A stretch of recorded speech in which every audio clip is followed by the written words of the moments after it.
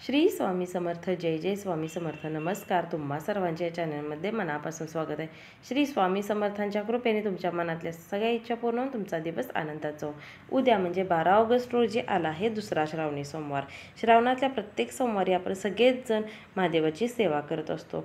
महादेवाला अभिषेक घालत असतो. कुणी पाण्याचा घालत असतो, कुणी दह्याचा, कुणी पंचामृताचा किंवा नुसत्या दुधाचा देखील घालू शकतं. रुद्राभिषेक केला जातो. शिवाय शिवलीला अमृतातल्या 11व्या अध्यायाचं पठण केलं जातं. शिवपंचाक्षरी स्तोत्राचं पठण केलं जातं. शिवस्तुती म्हणली जाते. हे सगळं नसेल शक्य तर कमीत कमी ओम नमः शिवाय या मंत्राचा जप देखील केला जातो. जसं आपल्याला शक्य आहे तशी आपण महादेवाची सेवा करत असतो. श्रावण महिना हा भगवान शिवशंकरांसाठी समर्पित आहे. त्यामुळे या महिन्यामध्ये जितक्या जास्त आपण सेवा करू तेवढे जास्त पुण्य आपल्याला मिळणार आहे. महादेवाची सेवा जर आपण या महिन्यामध्ये केली तर आपल्याला या ज्या गोष्टी आपल्या नशिबात नाहीत त्या देखील मिळतात. महादेव आपल्यावरती प्रसन्न होऊन आपल्या सगळ्या इच्छा पूर्ण करतो. त्यामुळे श्रावणातल्या प्रत्येक सोमवारी किंवा श्रावणातल्या प्रत्येक दिवशी तुम्ही विविध सेवा करायच्या असतात. आता आपण आज या व्हिडिओमध्ये बघणार आहे की श्रावणातल्या दुसऱ्या सोमवारी अशी कोणती सेवा करायची आहे की ज्यामुळे आपल्या घरातली रोगराई दूर होईल, आजारपण दूर होईल, आपल्या घरावर बाधा असेल ती देखील नाहीशी होईल. तर आपल्याला यासाठी करायचं आहे एका गोष्टीचा अभिषेक. तर कोणती आहे ती गोष्ट सांगते आहे का.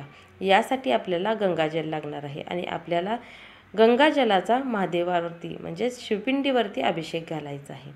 गंगाजल नाही तुम्हाला मिळालं तर तुम्ही साध्या पाण्याचा अभिषेक घातला तरी चालू शकते. पण शक्यतो गंगाजल तुम्हाला मिळते का बघा आणि त्याचा अभिषेक तुम्ही महादेवाला घालायचा आहे. ओम नमः शिवाय म्हणत या मंत्राचा जप करत तुम्ही महादेवाला अभिषेक घालायचा आहे गंगाजलाचा. आणि अभिषेक घालून झाल्यानंतर हे जे तीर्थ आहे ते घरातल्या सगळ्यांनी प्राशन करायचं आहे. घरातल्या सगळ्यांना पिण्याकरता द्यायचं आहे. असं केल्यामुळे घरातली रोगराई दूर होते, आजारपण दूर होते, बाधा दूर होते, बाधा नाहीशी होते, घरात लक्ष्मी नांदते, आपल्या सगळ्या इच्छा पूर्ण होतात, घरात एक प्रसन्न वातावरण राहते, सकारात्मकता येते. त्यामुळे हा छोटासा उपाय तुम्ही दुसऱ्या सोमवारी करायचा आहे. गंगाजलाचा अभिषेक करायचा हा छोटासा उपाय तुम्ही दुसऱ्या सोमवारी करायचा आहे. या व्हिडिओमध्ये सांगितलेली माहिती जर तुम्हाला आवडली असेल तर तुम्ही या चॅनेलला नक्की सबस्क्राईब करा. सबस्क्राईब केलं असेल तर लाईक आणि शेअर करा. श्री स्वामी समर्थ.